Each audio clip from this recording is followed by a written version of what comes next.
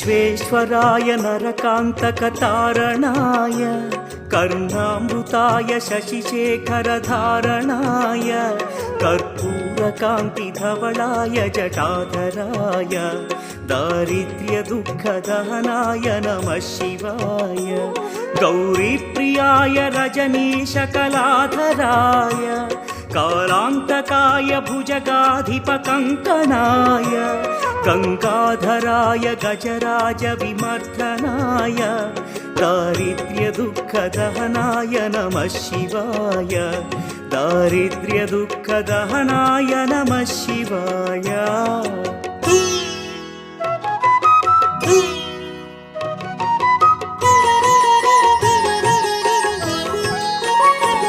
भक्तप्रियाय भवरोगभयापहाय उग्राय दुःखभवसागरतारणाय ज्योतिर्मयाय गुणनामसुमूर्च्छकाय दारिद्र्यदुःखदहनाय नमः शिवाय चर्माम्बराय शवभस्मविलेपनाय